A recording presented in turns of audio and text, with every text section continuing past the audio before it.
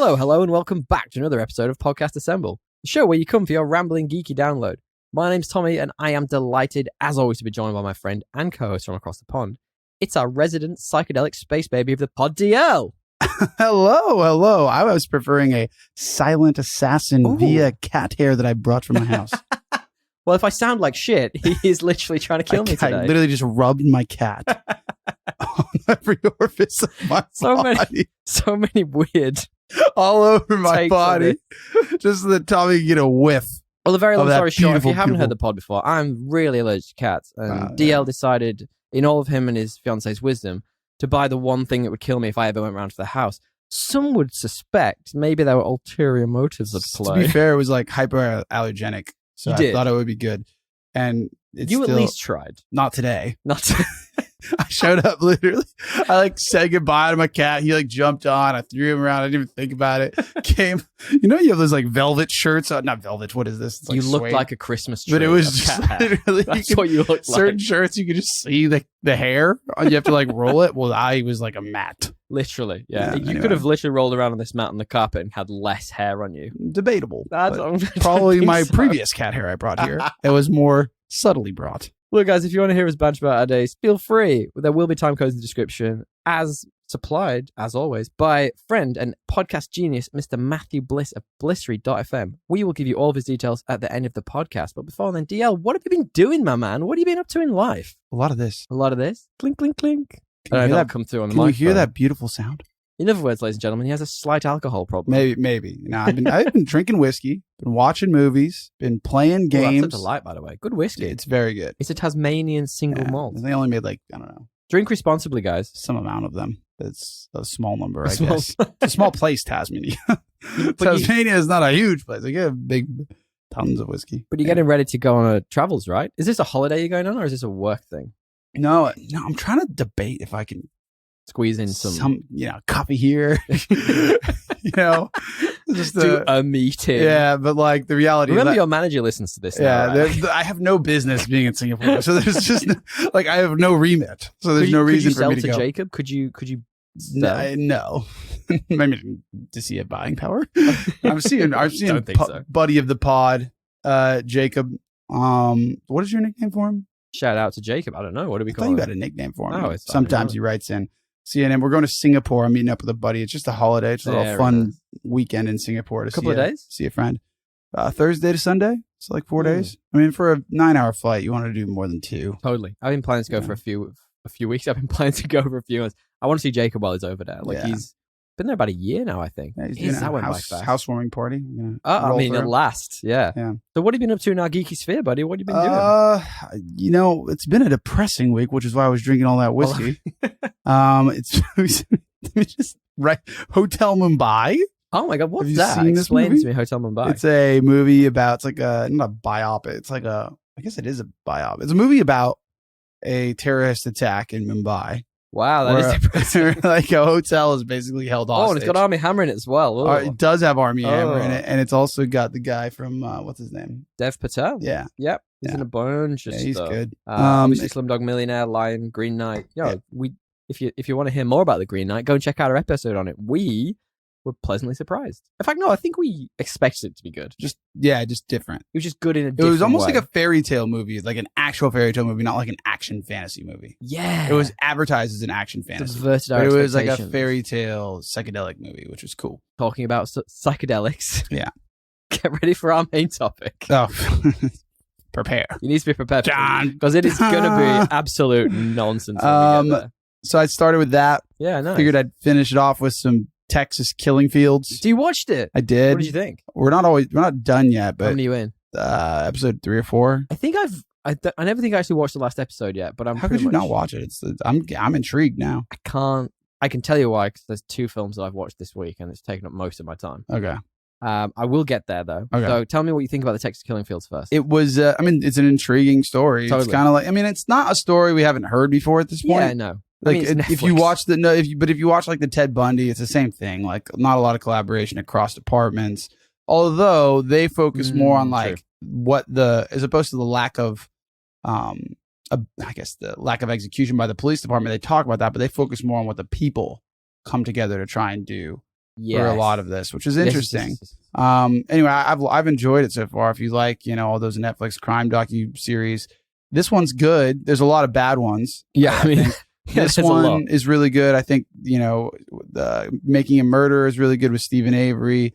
I think that was more of like a straight series, though, right? Yeah, I mean, well, no, it's like, it's the same thing. It's following a story. It's just you're right. Yeah, we're following like it's a. What's the one I'm thinking of? It's not Making a Murderer. You're thinking of Serial. No, also follows a real murder. It's you keep talking. I'll remember while we're talking. The other one that I love is The Jinx, The Jinx was amazing. I'm talking about an actual TV series, not like a docudrama type thing. It's It follows two detectives. Dahmer. No, it follows two detectives and they go and try to. Yeah, what's that called? It's gonna really annoy me. It's got the guy from Mindhunter. Mm-hmm. Jesus, well, how did we forget that? Yeah, Mindhunter. I think it is David Fincher. Is it? It is David Fincher. Correct. And he said like publicly he's not gonna finish it, even though it's beloved, critically acclaimed. Yeah, lots of people watching. I think not? it was too much on him. Oh, really? Okay. Like he didn't like that. Something about it. He didn't like the schedule. It was too hard. And also, it's literally like just so intense about these serial killers. Yeah. Like you got to know about all of them and their different quotes. It probably took him to a bad place. Maybe. Anyway, that was a great though. series, but again, that's also made after. It's a dramatized series, but it's inspired by true events. Absolutely. And based on a true story. That's a completely different vibe to what we're talking about. Yes. So that was my second thing, and then I capped it off with your fun and games of Resident Evil 4, which is not a You've been so pumped for this. It's very horror and depressing. It's not really like I had a really depressing week by that state, but it was the best kind of depressing. This game is so fucking good. Talk to me, like it's like a top game that like so far. It is like one of the highest ranked of the games. Yeah, for sure. And not it's like all games. I think it's like it's a lot of but it is a lot of people on their all-time game list. Like a lot of people put it in top 50 games of all time. Wow, which is like a big number. But like think about how many games there are. There's at least 50. So I mean, how many? Like you get my point. Yeah. Like I think it's a game that you have to play. Right. Okay. Me, I have to play. Anyone that likes. Well, do you know what's interesting about Resident Evil? If you like 4? The Last of Us, you have to play this. This inspired The Last of Us, and now it's almost like gone full circle. The Last of Us has now inspired this remake of RE4. That's awesome. It's pretty cool. It's like this survival horror Infinity Snake menage a trois. No, I may be wrong. So weird. I don't know. You tell me where that takes. I don't know where you're going with this. I may be wrong, but when I originally got my first, I think it was the PS2. I want to say. I got my PS2 and it came with like 2 games. I can't remember what the other one was, but I'm pretty sure one of them was Resident Evil 4. Yeah, because that shit literally was ported to every system. It was literally ported. And I remember, because it's kind of like, isn't it an isometric type shoot? It's like over the shoulder. Yeah. Like the OG. Yeah. It was like the first game to do that. And I really struggled with it. Like, because I literally played like all Final Fantasies on PS1. And I was so into that genre, that sort of JRPG, tactical, turn-based. This is real time. And it is totally different. But the graphics were insane. I remember being like, at that time, they were. Yeah, they're crap. They're awful by today's They're standards. still good. Yeah, like it holds up. Like, but the part that I think doesn't hold up as much is the fact that you can't move and shoot. Yes. Oh, so annoying. Yeah. Or attack or do anything. Has this one got more stuff you can do, like actually fighting things off you? You can move and shoot. Move and shoot. Well, that's all you need to do. You can melee, you can knife, you can parry. So if somebody comes up to you parry at the right, like, and they're about to swing an axe and you have a knife, if you hit L1 at the right time, you can like parry. Oh, that's cool. And then they recover and you can hit them, shoot them, whatever.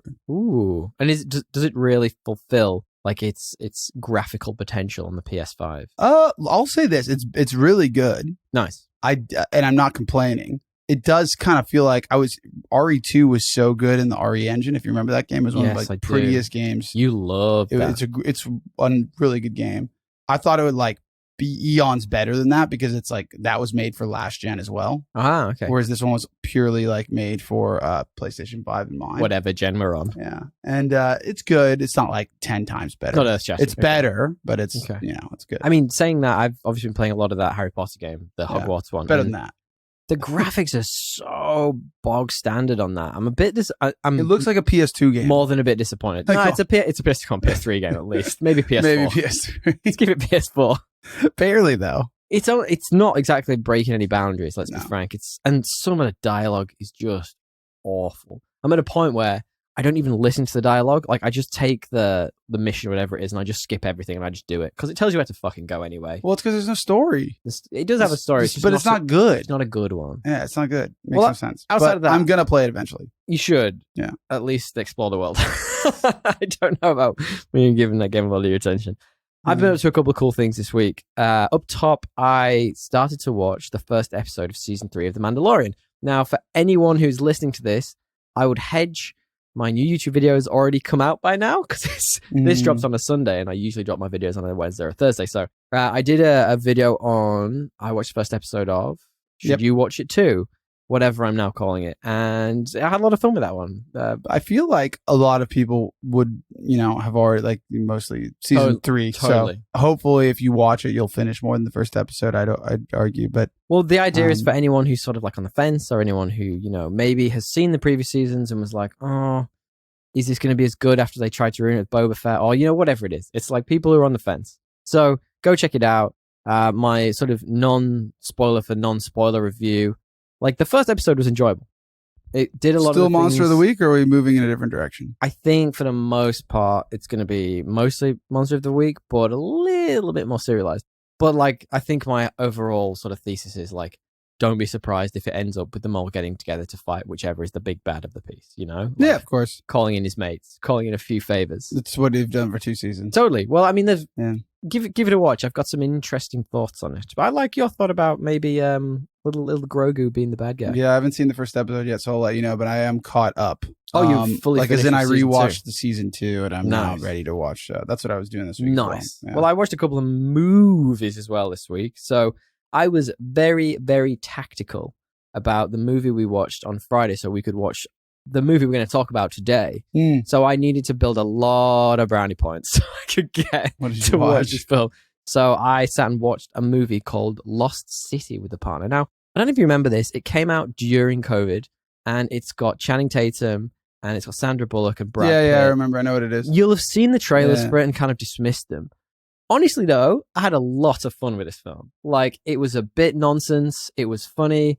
I actually really like Sandra Bullock. She's a pretty damn good actress. Not that should, she's just got personality. Yeah. Totally. And there's some big leaps in logic in this, but Channing Tatum is just a delight.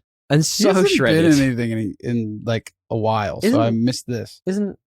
I'm a stripper. I'm a Channing Tatum. Yeah, stripper other than that, it's like that. Like, he hasn't been in like a drama or like a comedy that I've seen. Maybe I just haven't seen him. I still love the story about why he did G.I. Joe. Basically, when he was a young actor, he'd been given a 3-picture. Do you know this? He'd been given a 3-picture contract with this movie studio, and after like the second one, his star rose, and he was like a big box office draw. And then they were like, "You've got a choice. You're gonna come back and do one of these movies." And he's like, "No." And it got to the point where they were like, "If you don't do this one, we'll just sue you for all the money back." And he went, "Fine, I'll do G.I. Joe." And he does not try at all in that film. Is there any other movies they could have given him, though? That's the funny part. Maybe they were just like commercial appeal. I think they just wanted like a big box office, like Channing Tatum, which, honestly though, I'd say go and watch The Lost City. Lots of Aztecian type things in there, which make me think of Graham Hancock, our current favorite of the show.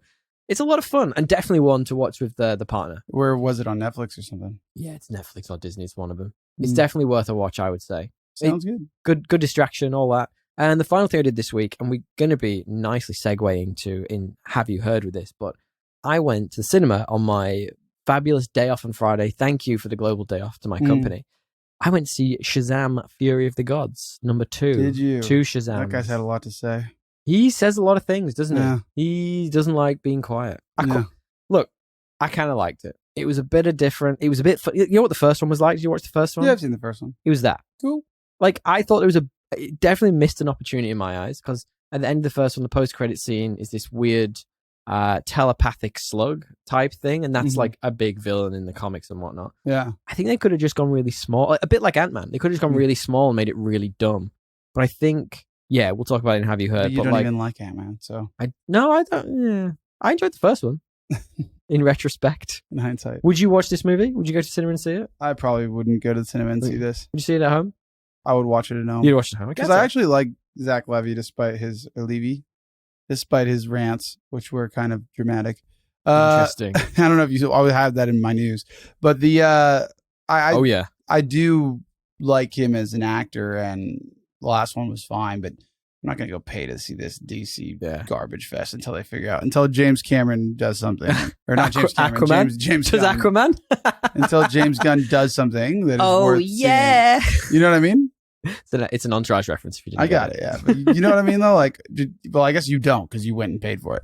So I didn't mind. Like, I didn't mind. I've got like the app or whatever it is for whichever cinema line, like the event cinema stuff. And like every time I go on there, it's like, you can have this ticket for $1,000 off. I was like, all right, I'll just. You're like, oh yeah, I'll go for I'll go for $10. The door shuts.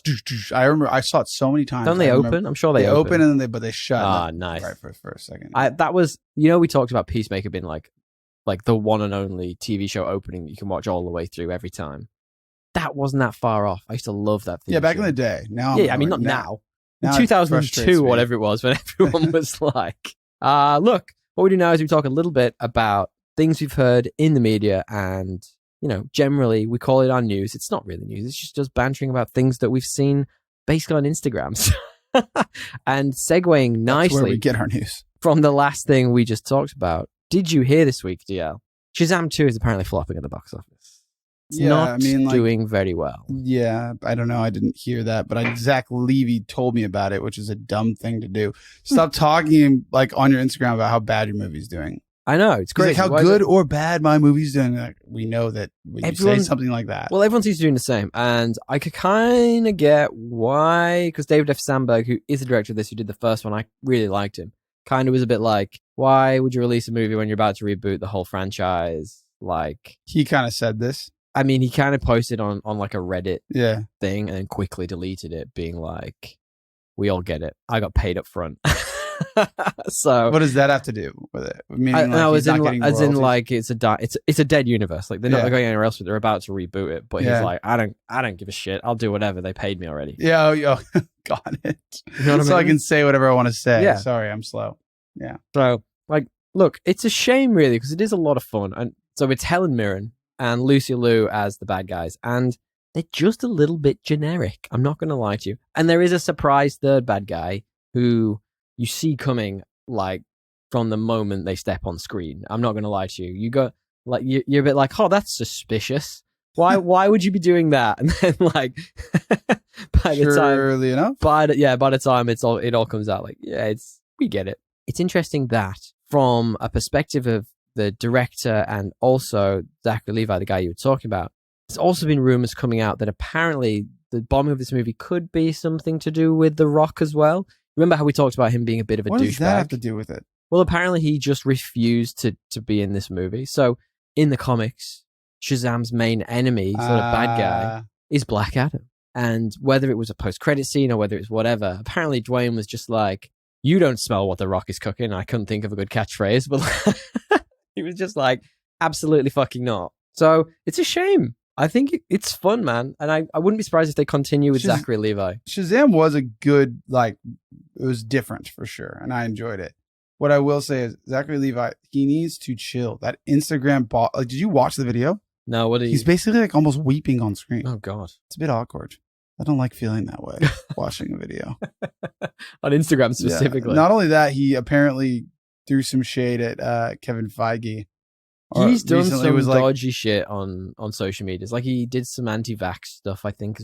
Did he really? I think it was like, so if you read it, to be honest, you can't really hate on anti-vax now, knowing what we know. It depends on the information that you had at the time, right? DL, are you an anti-vaxxer? No, I'm vaccinated. Just mean, like, people were definitely misled. Like, well, you have to be able to acknowledge that. Yeah, the tweet reads as if, the tweet basically reads as if he's been really sarcastic, but you never know. You know what I mean? Like, how do you know this person? Like, it's text. Yeah, no, it's fair.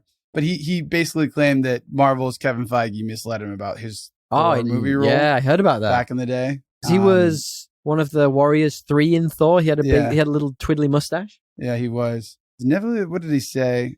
Feige's like, hey, would Zach want to take this role again? And to be honest, look, I insisted on talking to Kevin about it for 2 reasons. One, I saw the first movie, and I didn't really feel like the Warriors 3 were utilized in that great of a way. Not really. They're not in the movie. And I was like, is that going to be the case again? Because if it is, I don't really want to do that, you know? And he's like, no. It's going to be a huge part of the movie. Not so much as it turned out. Don't they die super quickly? I think so. I think they die in the second one. I don't remember. I didn't even realize he was in this movie. Did he get recast? No, in Oh, they Thor. recast him in, I think, the third movie. I can't remember. They definitely recast him. Yeah. Like, I mean, sucks to be him, but like, you couldn't tell it was him. Doesn't look anything like it. And who cares, dude? Just take the movie. Get over it. Yeah. Look, anyway, DL, did you hear this week? There's other things been happening, and this is one which is very, very, very close to my heart. So the upcoming rebootuation, sort of semi-sequel / whatever it is, the Power Rangers Once and Always movie got a trailer, DL. And honestly, this looks really shit. Looks like they haven't upgraded anything from the 1990s. Can you give me? And I still love it. Can you hear my I still love it. I can't wait. Honestly, can't wait. But there is one piece of news, and I know the reason why you're not going to watch this movie. Well, you are, because we're going to talk about it on the pod. But I know the reason why you will try and avoid this movie. Yep. Is because that apparently original Kimberly will not be returning. How badly does that suck? What's she up to? Well, she was apparently interviewed about it, and they basically said to her, like, are you not returning because they didn't pay you enough? And she's like, well, maybe at 50, I just didn't want to get into spandex. And everyone's like, well, you're not technically in the spandex most of the time. So did they just not pay you? Like, what's going on here? So I don't know. I'm still pretty pumped for this. Maybe at 50, I didn't want to get into spandex. Yeah. I mean, fair enough, I guess. If you don't I think she's lying. She's in Hollywood, so like. I mean, she still looks good. Maybe it's the gimp suit she's I just looked Kimberly Pink Ranger today. Let's see, 2023. Yeah, I mean, like, she looks like she's 50, but fair enough. She looked good. She could be a hot mom. She probably is. Good for her. If she's she did a cameo in the 18 Power Rangers reboot film. Remember with the guy from Stranger Things? Yeah, she did a cameo at the end of that. For her. A little post-credit scene. So like she's still around. She's still in Hollywood. Yeah. Anyway, DL, did you hear this week? We were talking about video games before. We do like to talk about video games very occasionally. We're not very good at it, but we like to talk about them. My favorite video game series, Final Fantasy, there is the number 16 coming out. Apparently slated for June or July. And I'm like, really? I think that's very soon. But anyway, apparently it's being reported that for a Final Fantasy game, the story's only around 35 hours long, which, you know, it's not huge. Final Fantasy games are normally pretty massive. 35 hours is a long game. They're normally way bigger than that if you know any Final Fantasy games. But like to complain about a 35-hour game. I'm not complaining. It's way too long for me. I need I only need like a 20-hour game nowadays. Most games are about that. Yeah. Like if you played them like, you know, with some level 100%. of knowledge. Well, I always like to do as much as I possibly can in the game. And apparently there's going to be an extra 35 hours of extra content minimum. And they're moving away from any classic JRPG sort of fighting styles. So there's no pre-coordinated attacking. It's all sort of action orientated. I don't know. Do you ever play any of these games? I played, like, you know what? I watched a lot of friends play it. All right. Okay. The turn-based combat isn't really my thing. Interesting. Okay. And it's changed. Even growing up? It's changed, obviously. Yeah, even growing up. The only one I really played was like Pokemon. Oh, yeah. It was Dude, turn-based. I still fucking love Pokemon. But you know what I mean? Have we talked about this? Yeah. I'm a little bit obsessed with it now. Yeah, so well, now. As in I've come full circle. Oh, okay. I haven't. Well, I'm not doing it particularly regularly, but I'm gradually replaying like the gold game or whatever it was, the one with Pikachu when we were kids. Yeah, like the second generation one. So that's sort of happening in the background. You know, when you're on a long ass meeting, like all hands. It's all hands season right now. Yeah. When you're on an all hands or whatever you call it in your company, or town hall or whatever you say, and they always go on for 2 hours, and it's always nonsense. And then you'll always just see my eyes gradually rolling down to the screen. Like evolving my little Charizard or whatever. Well, you got a Pikachu, surely. Standard. Always. Yeah. Always. Look, DL, do you have any news for us this week? I did. Other than the Zach Levy news, I was also privy to the fact that Betty Ross is back. Betty Ross? Do you know who that is? I do. Liv Tyler? I didn't know who that was. You didn't know who that was? But I read the news and I'm like, this sounds Banner's important. Love interest? The old Bruce Banner. The real Bruce Banner. only real ones will remember. With Ed Norton, Betty Ross was played by Liv Tyler, who apparently is coming back for the next Captain America movie. I can't wait for that. I'm happy about it. That might indicate that, well, I know Thaddeus Ross is going to be in that one, obviously, as president, I think we talked about last week. So that's going to be Indiana Jones himself, Mr. Harrison Ford. It is. And this is, of course, his daughter. So I wonder if that indicates the Hulk's going to be in it, Maybe Smart Hulk. Could be in it. Who knows? Smart Hulk. I mean, he's a bit too... Or Ed Norton. He's a bit too big for her now. like in Maybe terms Ed of his Norton. size. It could be Ed Norton. It could be. I might imagine if Ed Norton came back to the MCU. What would you do? I just have no idea. Look, final bit of news before we move on then, DL. Speaking of the MCU Yes. and segueing beautifully from what you were just talking about, did you hear, DL, this week that the future of the MCU could very much be in jeopardy? It could be in jeopardy. Because But old mate it's- Jonathan Majors, who is Kang and supposed to be in this, the next Next 25,000 years of movies, he got arrested. Yes, you got arrested. It doesn't sound so It good. doesn't sound good, but it's alleged. You got to remember until it's, Innocent until proven guilty. yeah. And- But it was a domestic dispute. It certainly was. And I'm intrigued by this, right? Because there's a lot of stuff, there's a lot of information coming out, like his defense lawyers be defending real hard right now. Well, his defense, he's like, we can't wait to prove that this is bullshit. 100%. So there's Like, apparently yeah. an altercation with a woman in New York. And what's he did gonna I just say? did I just assume her gender? I think I think it said that it was a woman. Look, if this goes bad, then that's the next, 2 phases of the MCU completely shaken to pieces. So who knows? Imagine if he goes to prison or something. Yeah. I mean, then it'd be fun. That would be. Do you reckon they recast? Do you reckon they just change tact and go, well, that Kang guy, he was a flash in the pan? They'd have to recast. Surely.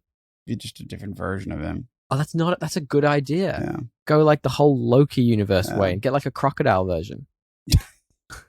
Look, I hope it's not true because A, I don't want something bad to happen, and B, to have happened. Yes. And of B, course. um, He's a very good actor. yeah, I'd like to not lose him. The more selfish reason. in the Not that that MCU. should overshadow if he Of course did not. something That's terrible. why I said the first thing Of first. course. But Look, we always As- knew. We as always the Bill knew. Burr skit goes, We always I'm just knew he would get off unless he doesn't. In which case, we always knew he was a bad guy. We knew it Yes, all we along. knew it. We could see it in his Kang performance. You didn't get my reference to the Bill Burr skit. No, I didn't. Okay. Guys, I'll look, look at if that. there's any news we've missed that you want to share with us, please hit us up at Podcast Assemble on Instagram or thepodcastassemble@gmail.com, or even go to our website, www.podcastassemble.com, where you can find all of our contact information and hit us up directly there. We love it when you tag us. We love it when you send us a meme. Send us all that stuff. DL, do you want to preface our main topic for this week? Our main topic this week is I mean, what? topic. Tapas. Tapas. We're eating tapas? I'm hungry. Oh my god. What is the intro again? Keep doing Jurassic Park.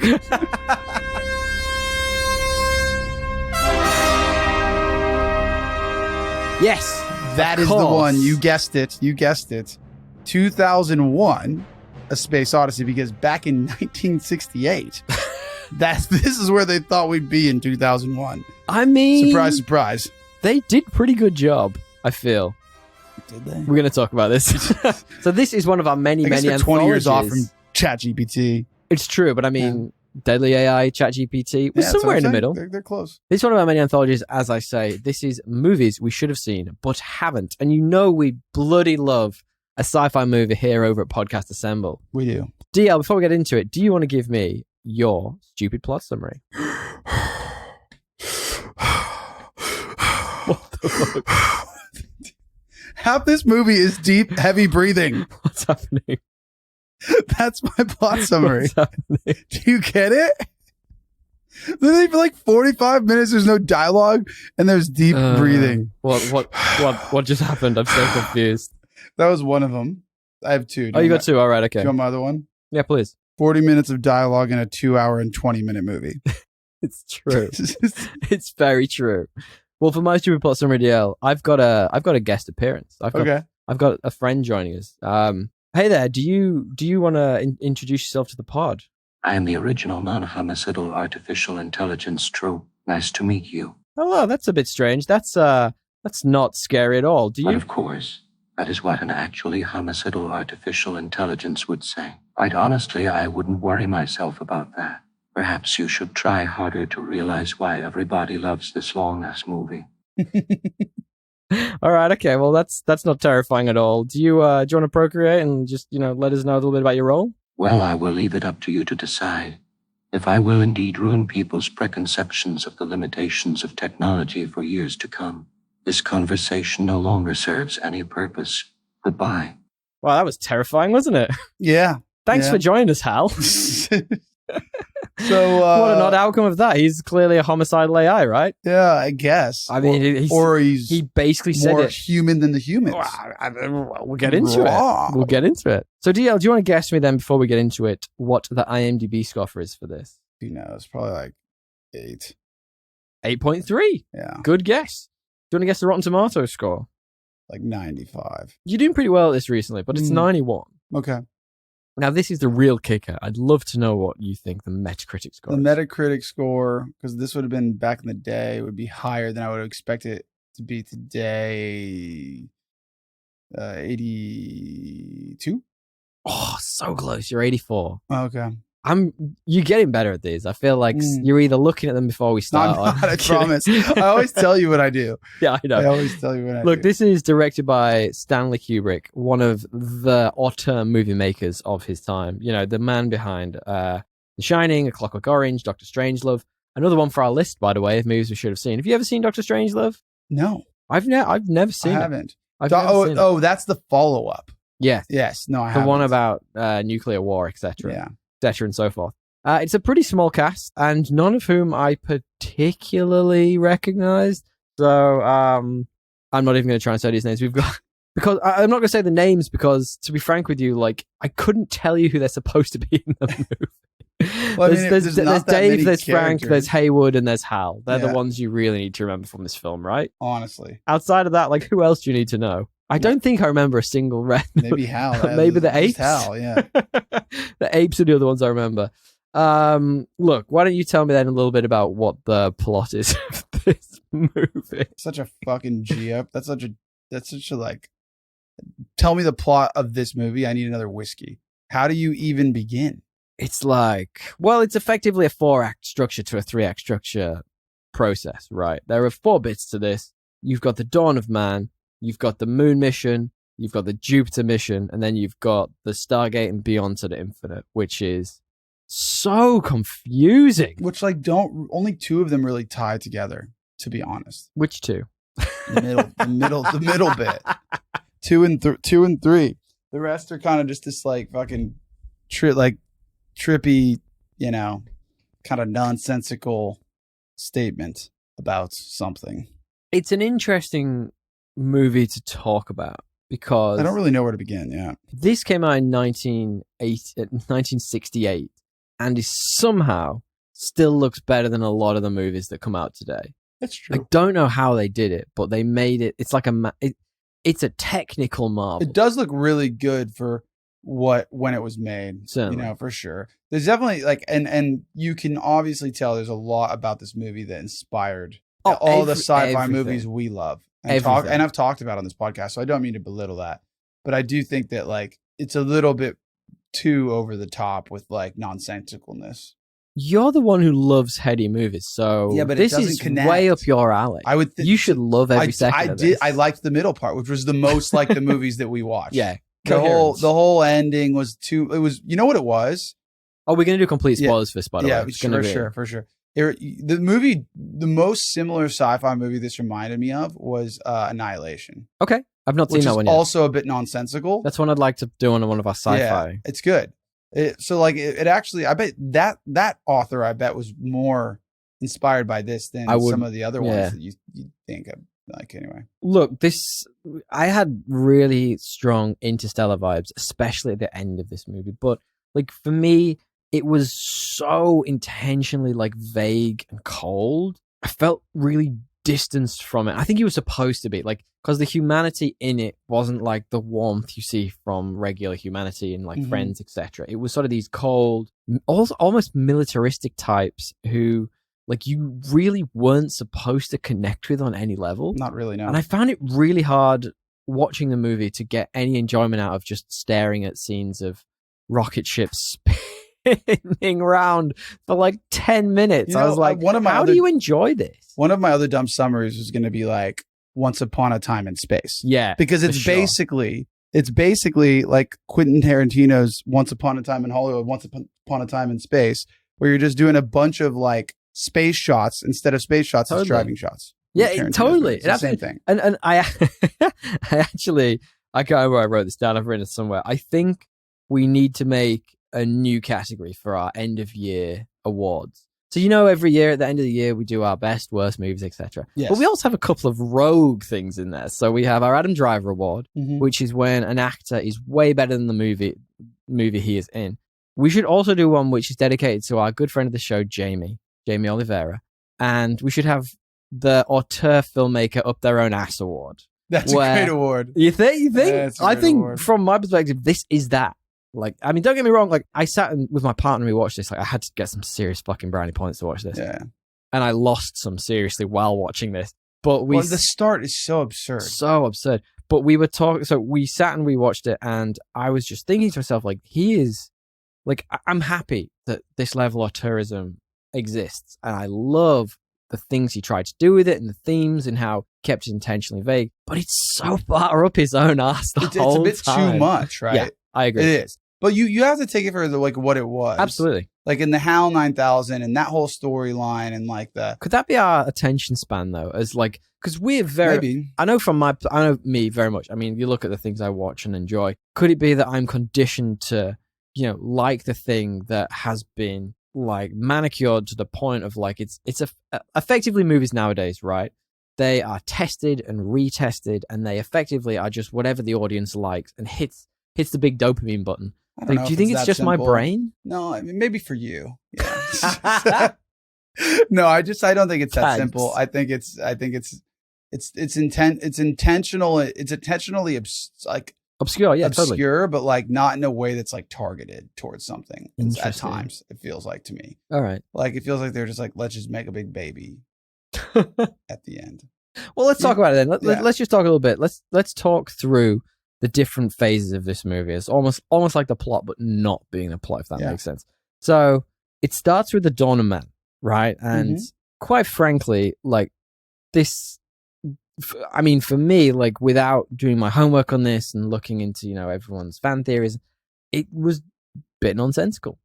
Like it was effectively a bunch of apes who are scared away from their land. They then find a monolith and somehow, whether it's through communication with the monolith or with this monolith they find, or through, or it appears at the same time as they learn to use tools and fight off another tribe. And it sort of sets you up in a way of like, I'm really intrigued by this, but I'm more intrigued by the fact that's a real leopard that just jumped at a stage actor and tore him to fucking pieces. Yeah, the same thing. I was like, this poor guy, I hope he's in a suit. I'm like, what is happening to that poor guy? So he got the... I wasn't really intrigued by stick. the apes. No. I thought it was too far up its own ass. I was intrigued by, like, if you just cut that part, I thought the first scene where they're like, this whole, like, where you're in space and obviously moving on to the moon mission. The second phase, if you just had that as the movie, I'd have been like, wow. Yeah. I kind of agree. I do. What did that bring? I do get the idea. I mean, I think it sets up the idea of the monolith as being this thing that is somehow tied to evolution, right? In like a very abstract way. And don't get me wrong. Not really. No one says the word evolution once. They're not supposed to. And that's why it's vague. But it's not vague. It's nonsensical. It is a little bit. I like it, but and I have a note somewhere here, and I'll probably should come back to it later. But there's a cut of this movie, which this was what 2.5 hours roughly. Yeah, I've read it about. There's a cut of this movie which is like an hour 50 or less, and they just reduce the length of some of the scenes.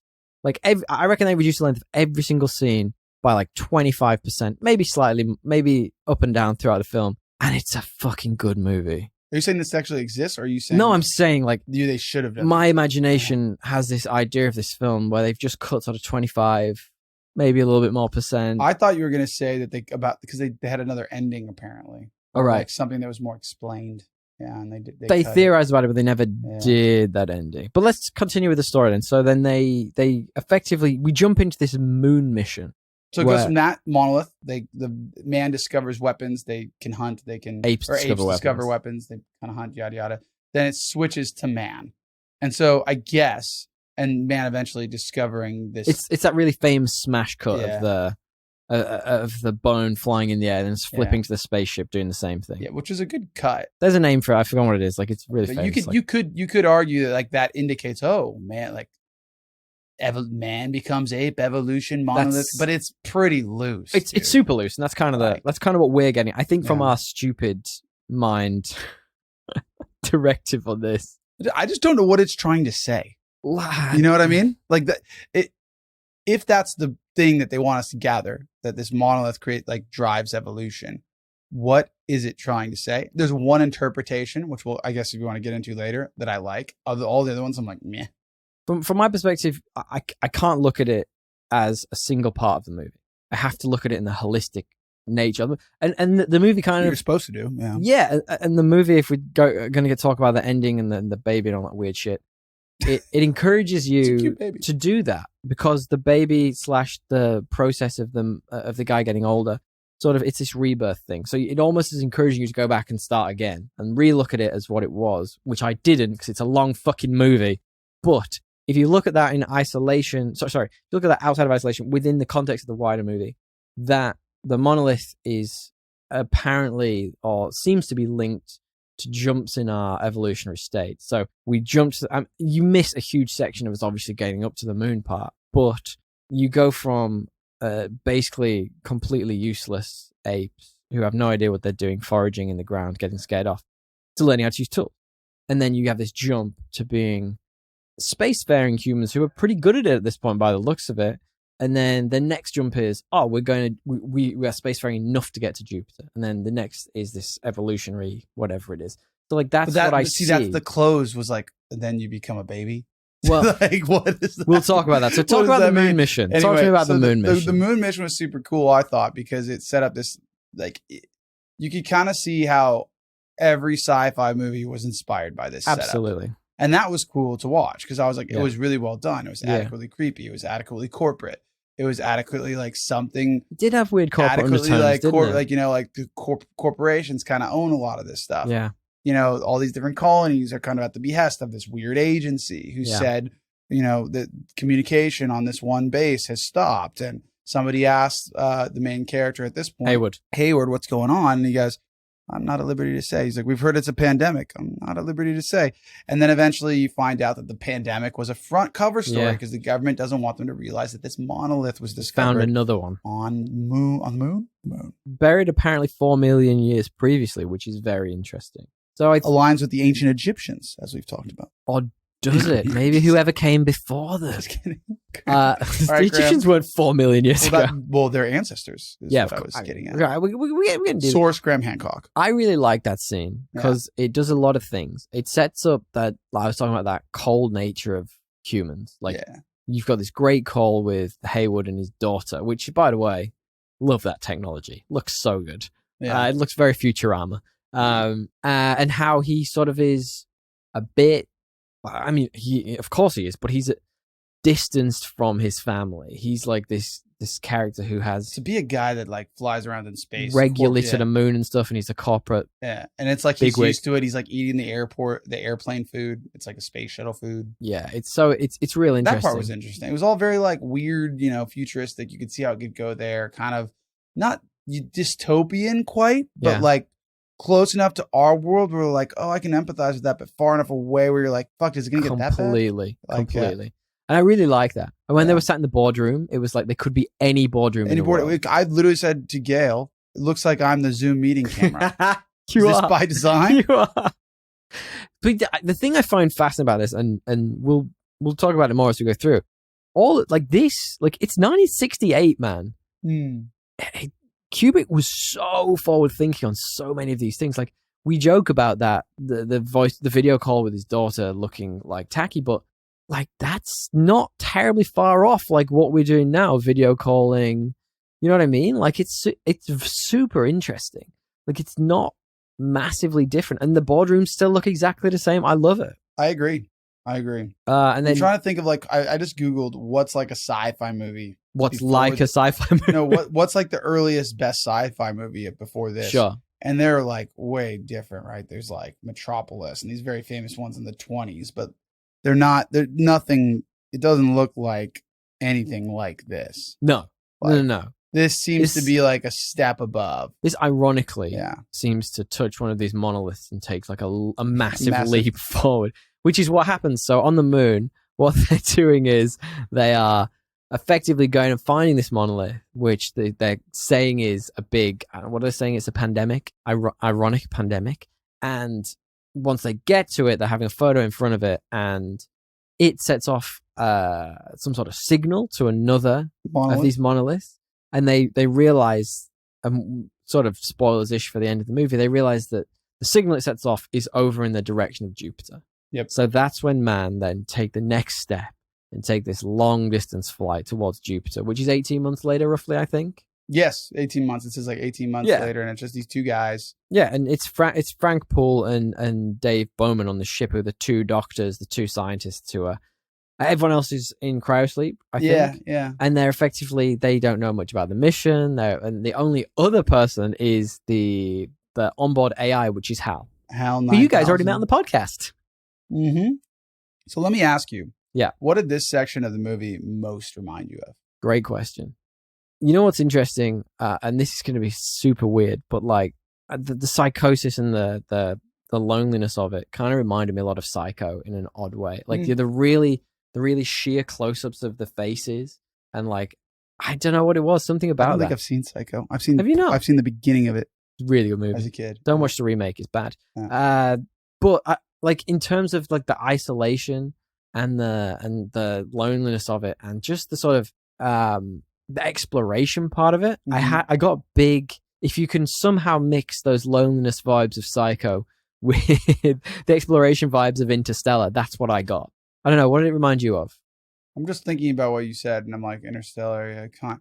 For me, it was mostly like the AI and Alien. Sure. Seems almost like a direct rip of this now. Oh wow, yeah, of course. And then like kind of the vibe of Sunshine. Ah, yeah, that's a good point. Like the vibe on the ship was kind of... You went full sci-fi with that. Yeah.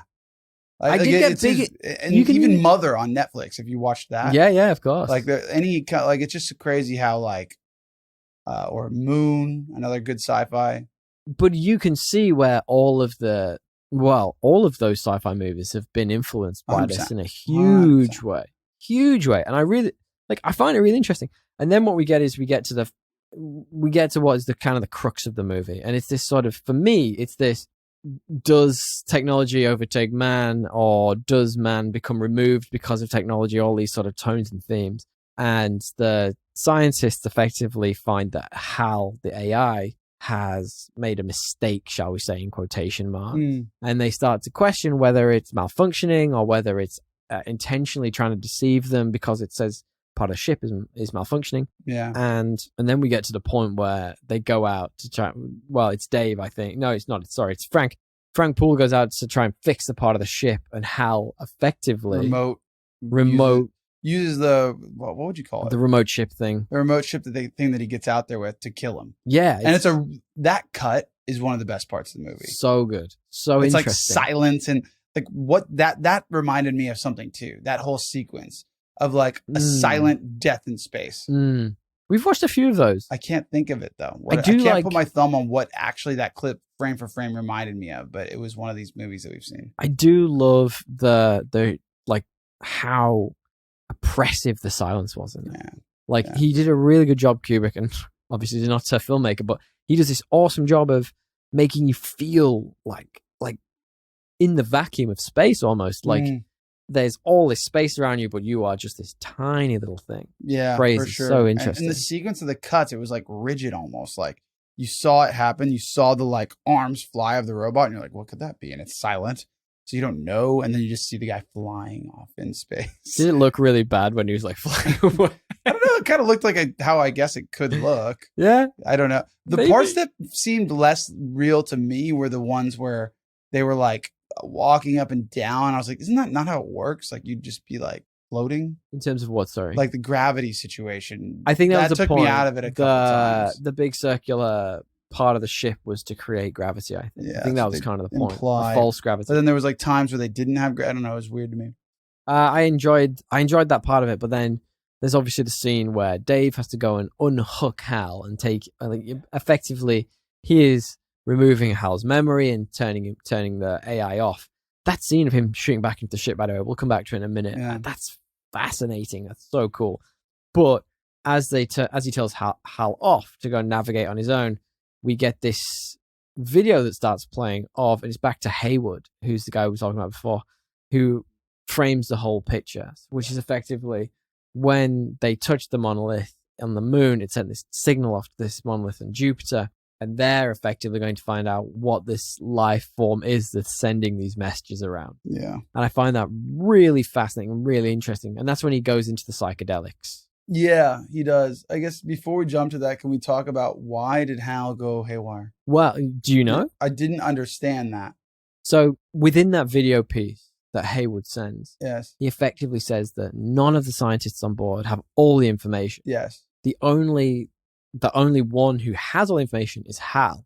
And Hal is trying to stop them from effectively changing the mission objectives or moving away from wherever they're supposed to be going. What were they trying to do that? Fully understand why he does it. I don't personally fully understand why he does it. It doesn't feel like it felt like a plot hole to me. I don't know if it's a plot hole. It kind of just felt like a really cool little sci-fi story in a broader sci-fi story. Sure. It didn't really fit into the framing of the broader philosophy or theme. Like it was kind of like, this is really cool, but how does it relate to this monolith again? Yeah. Like, why is the HAL 9000 breaking?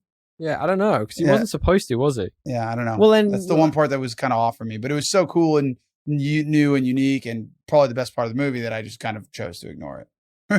I was like, whatever, it's cool.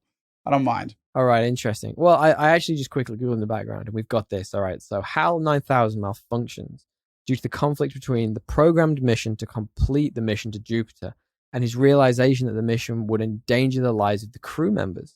Hal was programmed with a set of priorities and could not reconcile the conflicting priorities that emerged when he was ordered to conceal the information from the crew. That makes way more sense. Because it doesn't feel like that was kind of delved into at all. Again, like that seems like an extrapolation. I don't think that's in the text. Like I don't.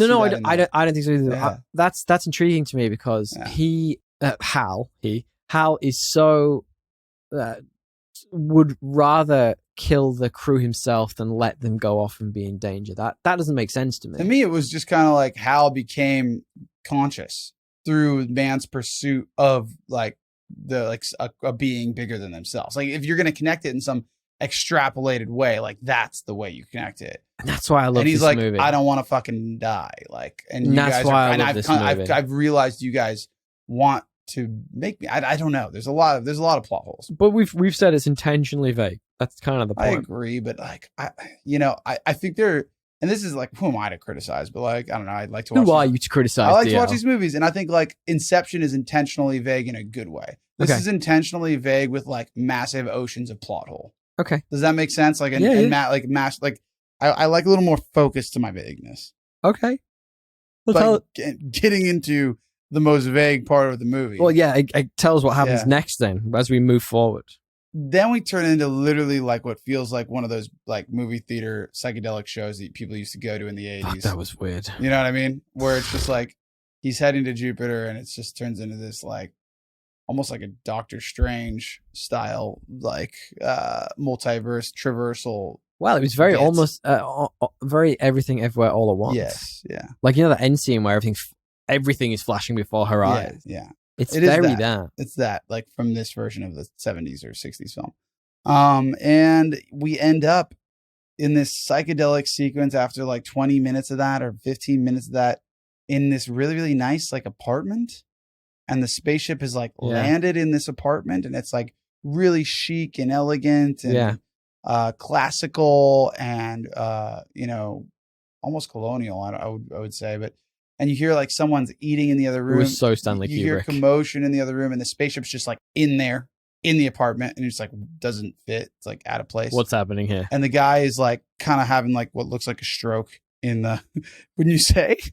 Like he's obviously not doing too hot. I feel like because he's obviously seeing himself. Yeah, it's like a existential. The way I interpreted this was that he is aging in this. He's been put in this room by whatever the monolith or whatever the creatures are, the aliens are. They're put in there, and he's aging. His aging has been increased or the rate of his aging has been increased, and he is struggling to understand why that's happening because it seems to be happening all at once. It's like the end of Arrival when Amy Adams realizes that time isn't a linear. It's a circle, or it's a circle, or whatever the hell she says. It's all happening at once. Yeah. That's the way I interpreted that. So he effectively goes into this dimension where time is not linear, and he becomes this sort of like, I don't know, it's not a rebirth, but it's a fast tracking him to being a higher level of being,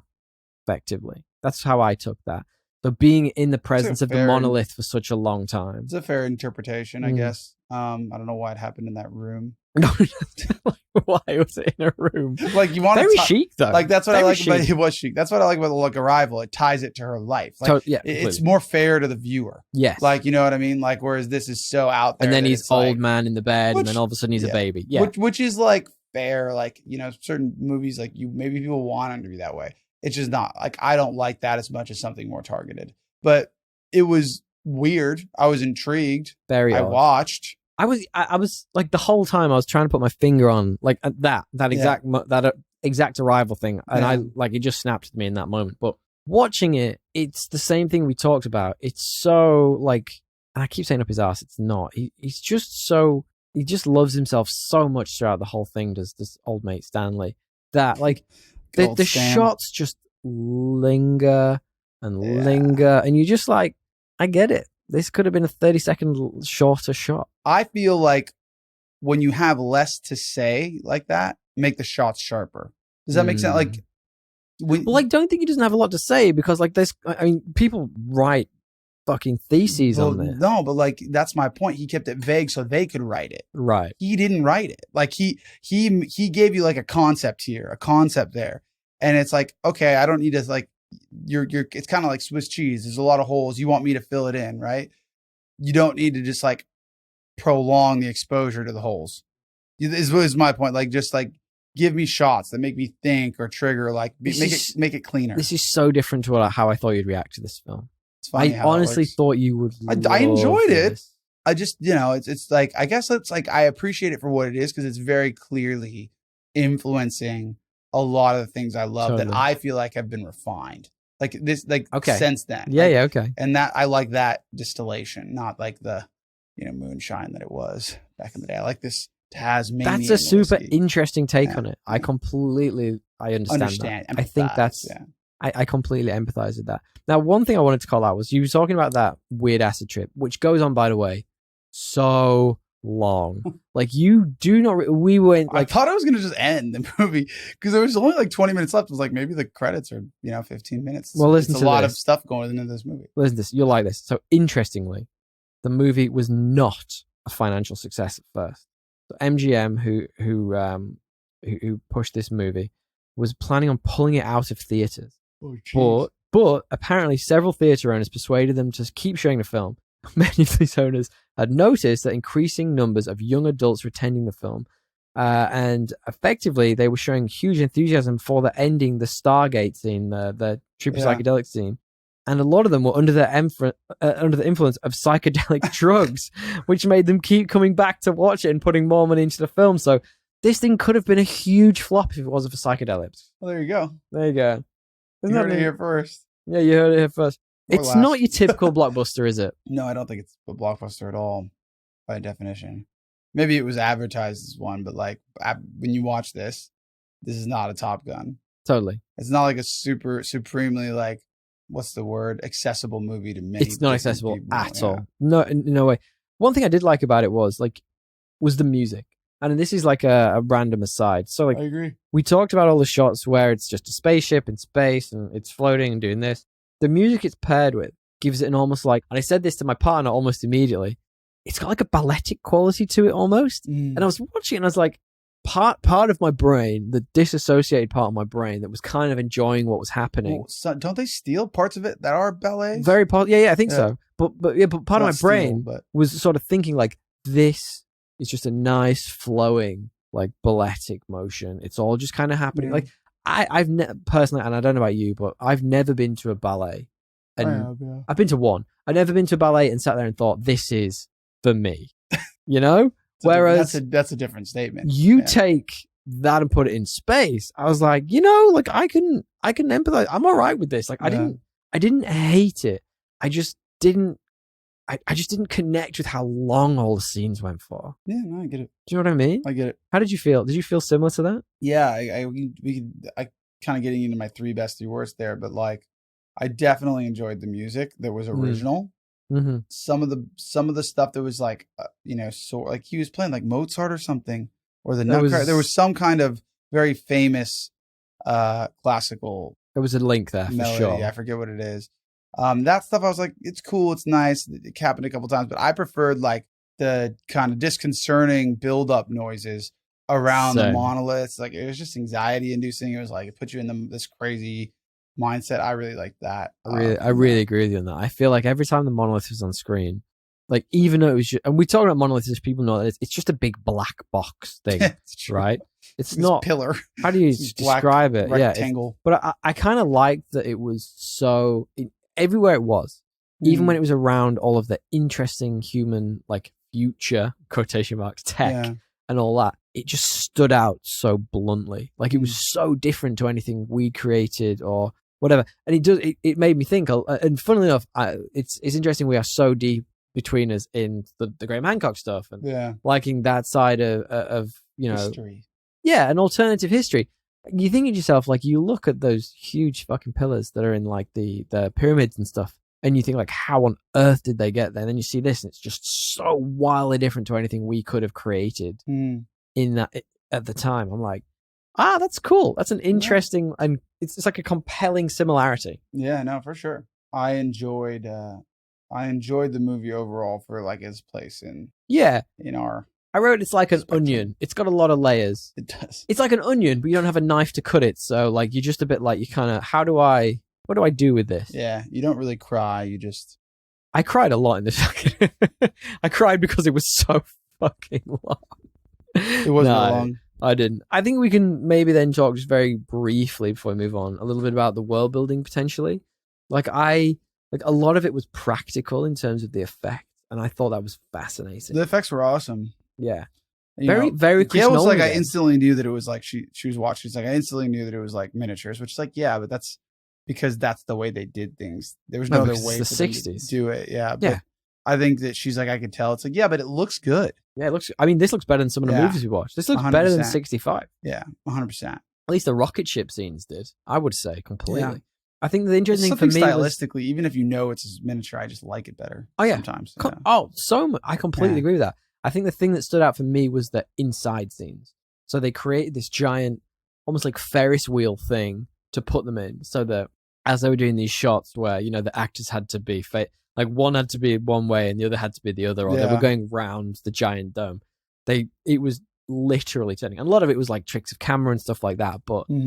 Like, it just looks incredible. It does. It looks pretty good. We've talked shit on this movie for a long time, but if you think about the forward thinking and like how you had to literally just think around the restrictions of the time to make it look as incredible as it. Like, I keep saying this, but like some of the shit you see today looks nowhere near this good. The best thing I can think of is that scene in Inception where they had the giant hallway really and they were literally rotating it. That's a really cool scene. You just don't see that. No, you don't. Look, I agree. I think for what it like, it's crazy that you could watch like 10 other movies from the 60s and be like, how is this made in the same era? But you know what I mean? I'm sure you could find. But you can watch 10 other movies now and go, I can't believe this is 50 plus years in the future. Yeah, but I agree. But I also just think it's like if you saw what other movies looked like and the quality of the craftsmanship compared to this one at that time, you would be even more just like kind of jaw dropping, like that they did that. Within a year of a movie that looks like absolutely shit. Like I say, it's like they found one of these monoliths. So the ending of the movie, like we say, it is deliberately left open for interpretation. Who like looks at Does he even look at the camera? He looks at Earth, doesn't he? Oh, he looks at Earth. I don't know what that means. It's kind of the mystery that makes people so intrigued by this, I think. And I think the point I made a moment ago about it being, maybe even you made it, about it being like, like the circle, the snake eating its own tail. Yeah. I think between us, somewhere along the way, we've both kind of come to this conclusion. The snake eating its own tail, I think it's for me, feels a little bit like the point. Like it's rebirth. It's, technology driving man forward in ways that we're not 100% sure about. Yeah. We get into tones and themes a little bit, but like, I feel like the ending said, the first thing I thought when I saw that ending is like, it's his life starting again. Like, does that infer a bit like the final Futurama episode is like, do you go back and watch it again and understand more about it as you go through? And my understanding of like those scenes, or my thinking of my understanding of those scenes, like especially the one with the 8, as soon as I saw the things in the movie, I was like, oh, that's completely reframed how I think about that. I guess you could, and I probably won't, but but like maybe, I don't know, who knows? Maybe my dad would be like, you need to watch this with me, and I'll do it then. But like my take would be, I don't know what the end. I didn't understand the ending. And you're not supposed to. I didn't like, no, but I didn't even have like an interpretation that like made the baby thing make sense. Because my take, and I guess like, I don't know. Do you want to get into themes now? Yeah, let's go themes. Yeah. Go, hit me. My take on the theme, that the one that spoke to me the most of the ones that I kind of looked up was, and I did not come up with this myself. Sure. Completely, I think it was Screen Rant had like a breakdown, was like the monolith is kind of like a representation of God, and this movie is like interesting. Basically, humans and mans, and really just sentient life's chase for meaning. Yeah. Okay. And how that changes as we've evolved, and really like, call it God, call it whatever, our chase for understanding God or the creator or our world evolves as we change and progress. Interesting. Right. It starts as fire. It starts as a tool to master your surroundings and survive, to get you to the next thing, which is the stars, which is Jupiter, which is beyond time. Yeah. Interesting. That's the way, that was the coolest, I think, and most uniform message that I could that I read about for. So interestingly, when Kubrick was, I really like that. And not dissimilar, when Kubrick was interviewed on it, he referred to them as being like alien made.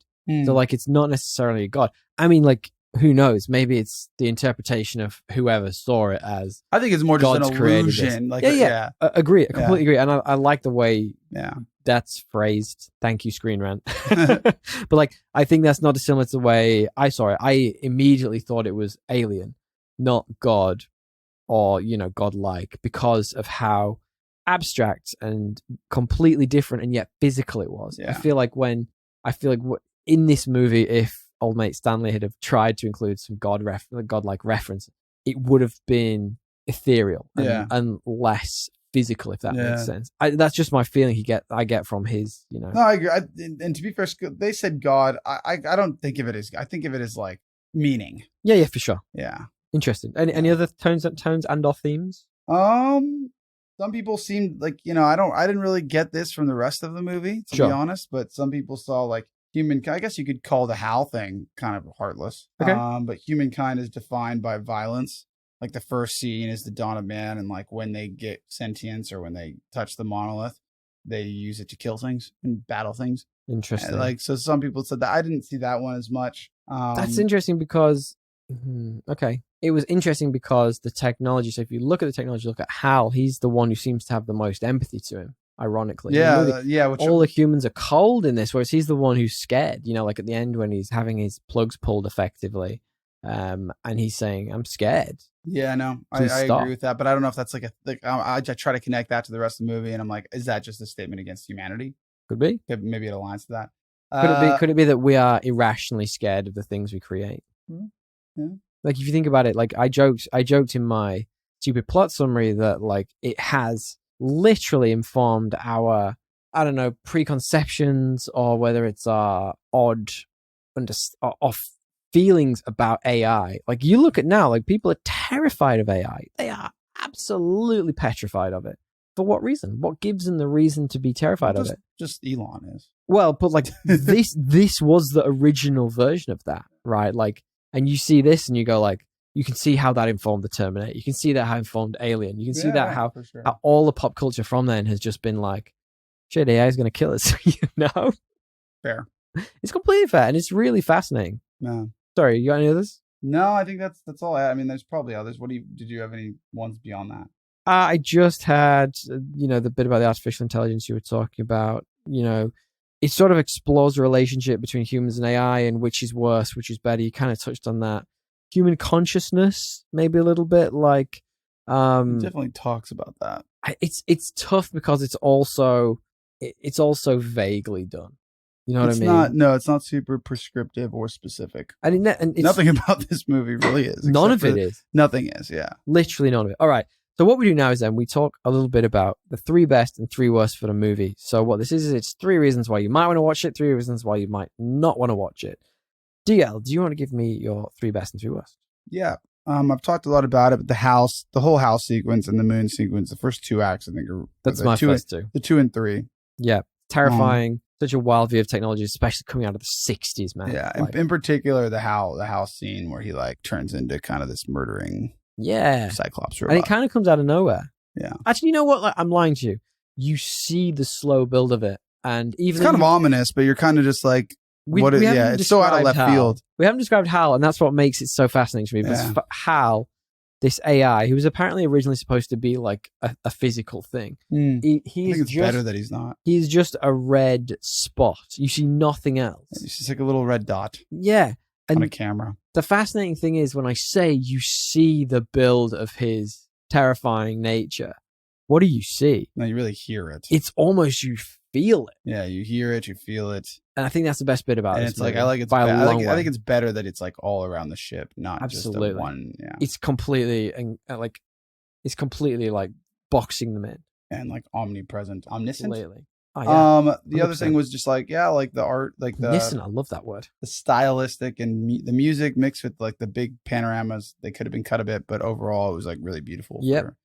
It was a cool movie. That setup. So those, and then like the third I had was like the corporate buildup. Like, oh yeah, that element, they nailed that. I talked about it a bit, but like they nailed what it could look like in the future, and it's not that far off, and it's a little bit more, government-y and behind closed doors than maybe things are today, but maybe not. No, I don't think it is. I think there's a lot of that going on. I agree completely. I had outside of Hal, I feel like I know we've ripped this a lot for its own assness, but it is true auteurism. Like it is like a true artistic vision, and he is completely unflinching in it. He just goes 150%. He's got a thing he wants exactly, and he's putting it out there. Going for that fucking psychedelic trip. And the last one I just had was like, like we've talked about it holding up, but like you do see flecks of this in almost every sci-fi movie that comes out now. Every single one. Totally fair. What are your worst? The apes. Okay. And really that whole sequence, like I don't know if I would have done it like that was the first 20 minutes. Yeah. I don't know what I'd have made it that long. Like you can say just as much. When you were texting me when you first started watching this movie. Bro, I fell asleep like 3 times. Did you really? Throughout this. Well, it was a long week. And it was like I was getting at it late, and it was like long days. Yeah. And it was a long week on Monday. Yeah. Seriously. Well, I tried to watch on Sunday. That is the true start of the week. Fair enough. And I tried Sunday, fell asleep. Tried Monday, got 10 more minutes. The third attempt, I was like 25 minutes in, and I finally got through the apes. And I think that was when I texted you. I was like, "This fucking movie, dude." And then like I fell asleep once during that sequence, when they were on the airplane or on the shuttle. And then eventually I was like intrigued when we finally got into like the story. Yeah. But what was your point? Did you ask me a question? No, you were saying your worst. Yeah, my worst was the apes. My second was the ending. Like I didn't really like the baby thing. Sure. I didn't really. I just don't get it. Each their own. Yeah. Because like even my one theme where I was like, that's a strong theme. I just don't know how it connects to the baby. Overlooking Earth. I just don't get it. Like it's like time is universe. Like you could have done that in a number of ways that didn't have a giant baby. That just reminded me in my Mandalorian video, I make a joke about like, so the whole point of the third season is this is a total side quest. The whole point of the third season is he's got to go to the mines of Moria. That's not it. The mines of Mandalore and bathe in the waters to purge himself. Yeah. Yeah. And I made a joke. I'm glad they did that. Yeah. I made a joke that the reason he had to do it was because he exposed himself to a child. And I feel like when you say those words, you know what it reminded me of? Go on. The big baby in fucking Rick and Morty. Yeah, absolutely. You could so much of Rick and Morty is this. That had to be them making fun of that, right? So much of Rick and Morty. I didn't realize that until now. Yeah. Do you have another worst? No, length, I guess. That's mine, right? Yeah. Just the length. Like this is what I was saying before. I think there is a cut of this out there where they just like every scene just goes on 20, 25, 30% too long. Yeah, that's fair. They just cut that 25%. And this brings the movie down to like, what, an hour 50, maybe? And I bet it's fucking glorious. Yeah. I bet it's so good and so interesting. And even with the weird baby, it's probably pretty good. You could even cut that whole end bit where he goes into the afterlife or whatever you call it. That just get rid of it. Like, it's fine. Like, it's just as weird. And but then it's kind of the interstellar ending. I don't need you to cut the afterlife part. That part was like super psychedelic. That was absolutely. so Stanley Kubrick. Like, I was down with that. If it like ended in a way that had like that part was super Annihilation. It was just like, didn't make sense. Whatever. I'm intrigued. Very nihilistic. But I was super intrigued to watch it. Okay. Whereas when it got to the baby, I was like, huh? It's like, what? I was just like, huh? All right, very quickly then. Yeah. So my second one was that they're at the beginning of this movie, Yeah. before the credits, there's just 3 minutes of silence. And we turned it off 3 times because we thought there was a problem with with what was happening. So I was like, I never use SBS. What's wrong with SBS? What is wrong with this? Yeah. My last one was... There's some good movies on SBS. Yeah, there are, yeah. My last one was that even though this is like, it's kind of like a timeless classic to me. Like, I feel like it's got that vibe to it. Like we say, it's directly influenced every single sci-fi movie. It's kind of aged in a weird way because of the length, because of how much faith was put in him. Like, now, I can think of maybe 2, maybe 3 directors who'd be allowed to do this at most. Well, I just think this is different. Completely. Yeah, it's been 50 plus years, almost 50 years. More? 50 years, more than 50 years. Nearly, yeah. And to me, all those directors that would get the chance to do something like this would have the benefit of those 6 years to make even their version of this more refined. You know what I mean? Like, so it's like, Denis Villeneuve does like The Enemy. He does Arrival. He does like The Enemy is his version of like a really out there weird movie that, and then The Arrival is like a really good blockbuster sci-fi movie that's also out there. Like I just think that they benefit from him doing this. So it's like hard to compare. Yeah. But your point remains the same. Probably not that many. And he's probably one of them. Denis Villeneuve. I'd say Villeneuve. I'd say Tarantino. And maybe Nolan. I mean, even now, Tarantino can do whatever he wants. That's what I'm saying. Like, I don't mean they would do this. I just mean they can do it. Like, I don't think Spielberg could even do what he wants nowadays. Like, after the last few movies, he's a little bit like he's just not that kind of guy, though. He's not. All right. I would argue there's one more. The guy that does the Cabinet of Curiosities, which I really want to watch. I still haven't seen. It's the guy. Jordan Peele? Art of Water Del Toro? Yeah. Interesting. I think he kind of gets to do what he wants. Yeah, he's just got I think he's got a very specific style and people hire him to do very specific things. I don't know if it's that he's just doing what he wants. Anyway, look. You think they're dictated though? I think he just does what he fucking wants. I think he's got a good idea of what he wants to do. Final question then, DL, before we move on. And what we do is we don't have a rating system here at Podcast Assemble. We don't have, 9 out of 10s. We don't have 5 space babies out of 6 space babies. What we do is we ask a very simple question, which is this better or worse than the most average movie that we can think of, which is Aquaman 2018? DL, please explain why this is better than Aquaman 2018. In 2023, this is worse. Whoa! Than Aquaman. Holy shit. 2017 or whatever the fuck it is. I am baffled by that. Spicy. It is. If you view it in the lens of today, if you view it in the lens of when it was made, it's obviously better. Wow. Like, how about this? This is the most earth-shattering. Aquaman 2018 is a worse superhero movie than the second Superman with the old mate back in the 70s. Chris Reeves. For the quality of the movie that it is for when it was made. Sure. Do you understand? It's like the opposite of what I'm saying now. Okay. It's a worse Superman movie compared to, like, if you take that movie and put it next to it, you'd probably still pick Aquaman. But for its time, that one is way better. Right now, you would rather watch Aquaman than 2001 Space Odyssey. Right now. It's close. Wow. I'd probably rewatch. You're right. When you put it like that, I'd probably rewatch. Because there's probably more rewatch value in I think you get, it's like I say, it's an onion. I think you'd get so much more. You would definitely get way more. Yeah. Okay. But it was fun to say. Anyway. You broke my brain for a minute. I was like, what is going on? I would also say it's better. I think if you look at it and all it has done for cinema since 1968. Like, God, it's so Yeah, much yeah, better. for sure. So And much better. think about what Aquaman did, though. All the things not to do. Interesting. Yeah, fair. Octopus is playing drums. That's the one thing you remember about that movie. Because it's like freaking Little Mermaid, bro. It's It's Do too you remember much. any of the cool action scenes that I can't remember any of? No. Okay, all right. So very quickly then, Yeah. what we do now is we do a little bit of true or false trivia. Just true or false trivia, DL? Yeah, I knew you'd make some. I was going to make some, but I knew you would. I put a spin on it this week. Okay. So this true or false trivia is this 2001: A Space Odyssey trivia, or is this Interstellar trivia? Okay. All right.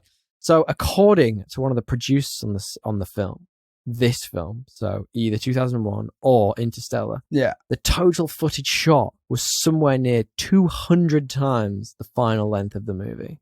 Is that Interstellar trivia, true or false, or is that 2001: A Space Odyssey trivia, true or false? It's true either way, but which one is it? I think it's hard, but it does feel like this is a little bit more up its own ass. I'm going to say this. 2001: A Space 2001, Odyssey? yeah. It is 2001: A Space Odyssey. Like, oh no, I just think You're he right. thought he had more to say. You know? I think he would have just gone on forever if he Yeah, could. yeah. Imagine the length of the shots of bloody spaceships we could have got in this. Yeah. All right, okay. So, is this trivia Interstellar or trivia 2001: A Space Odyssey? The method of space travel used in the movie was actually based off real physicists' work. Is that Interstellar trivia or is that 2001: A Space Odyssey trivia? That's Interstellar trivia. You're right. It is Interstellar trivia. It was Dr. Kip Thorne, and the method of space travel is actually from Carl Sagan's novel Contact.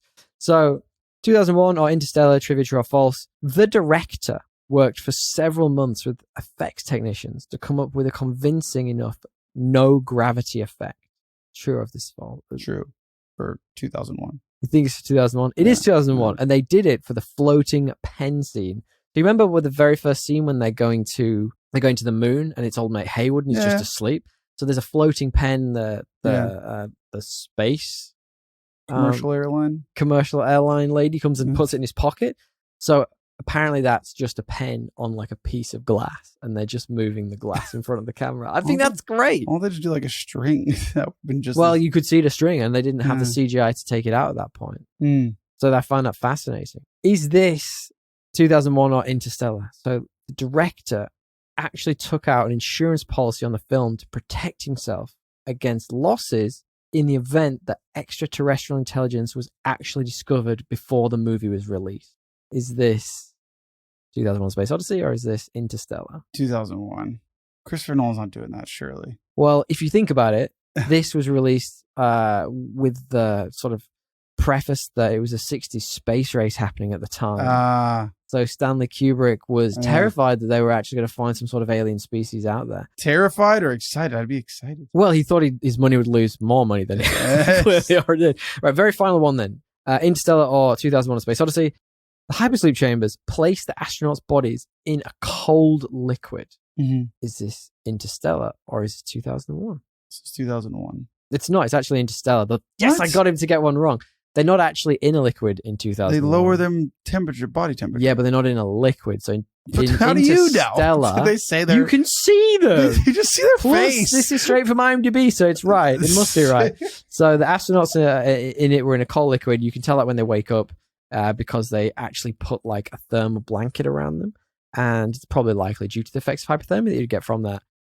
Ultimately, I enjoyed this movie, but would have liked it to have been significantly shorter. As we've said, I feel the same. Maybe we could have watched it on like 1.5 speed. That would have been like not much dialogue, so you probably could have. Yeah, I'd be like, how would be like something like that? That'd be the only part. You really broke my brain with that. I thought you were gonna love this film, like love. I didn't like hate it. I just I appreciate it for the 50-year-old film it is. Absolutely fair enough. Absolutely fair enough. DL, we've only got one little bit of correspondence this week. Do you want some correspondence? Let's hear it. Do you have any correspondence this week? I don't have any correspondence this week now. All right. I don't think many people tuned in to C65, much like the box office. We were the only 3 people in the cinema. I think so. Friend of the show, Matt, wrote in this week. Thank you, friend of the show, Matt. We love it when you hit us up. You can hit us up at podcastassemble on Instagram or thepodcastassemble@gmail.com, or find us on our website, www.podcastassemble.com, where all the contact stuff is all there. You can just hit us up directly. Do it. Don't worry about it. Hit us up directly. Friend of the show, Matt, he said, thank you guys for all the great content. He is just getting around to listening to our Thor Love and Thunder episode. He's late. Interesting episode. Yeah. A few behind, but it's all right, Matt. We appreciate you coming back to us. I can't believe you watched it after all the reviews. I think a lot of, because I think we do movies pretty much when they come out. So I think a lot of people skip episodes and come back to them. Do you know what I mean? That's fair. Which is fair enough. He said, did you hear the theory that because Thor was the only of the gods to bleed red blood was the reason why Gore let him go? So the other gods in the movie, Gore killed, had gold blood apparently, showing how greedy they were. Whereas when Thor proved that he was a regular dude, Gore let him go. Is that like based in the text at all, like in comics, or are people just... Look, this is based on that bad movie that we watched, and I really appreciate that Matt put a lot of effort into this fan theory. So... No, I'm just curious if it was based in the comics. No, I honestly don't know. Or if it's just like Olympian blood is gold. You know? I've got that comic in there, and I'm going to read it at some point. Okay. It's just really big. Good point. I would love to believe that they put that much thought into it. I just don't think they did. I think Taika Waititi was high while they made that film. Honestly, like he was... Maybe someone did, though. Maybe an art director snuck that in. Maybe someone was like, how can we give this a little bit of help meaning? It out. Give it a little push. A little bit of meaning. Okay. Other than getting Chris Hemsworth naked, we can put in the gold blood. And a Con the Fruiter reference, which is a very Australian reference. Guys, thank you for sticking with it. DL, do you want to wrap up the show? I really do appreciate it, man. And if you guys do as well, then just pass on the pod. Give us a 5-star review. Yeah, we love it when you pass on the pod. Tell your friends about it. Thank you if you do and when you do. Maybe don't tell them to listen to this episode because it was fucking rambling. They can. If they've seen the movie. If you haven't seen the movie, then skip this one. I don't know. Imagine listening to this without the context. Yeah, I think you'd have to really want to neck yourself. Thanks to friend of the show, Mr. Matthew Bliss of Blissery.fm for editing this episode. He's got his work cut out this time. Lydia. I dropped a couple whiskey bottles. If you are a budding podcaster and are thinking of hiring a podcast engineer to edit your podcast, let him know by email at info@blissery.fm or visit blissery.fm for more information about Madness podcast services. You can also listen. The best. He is the best. The best. I don't know what that was. That was my Mario. That's why I didn't get the job. I think we've lost the plot. You can also, I've just had 3 whiskeys, that's all. You can also listen to the video game news podcast, The Dead Drop. You can. 10-minute episodes twice a week where he will be dead dropping information about RE4. I'm sure, Matt. It's got to be coming. You got to do it. You've been waiting for that. I really want. Yeah, I need to hear your take. All I'm hearing is my own. Thank you, Tommy, for your time. Thank you, everybody. Thank you, Dia.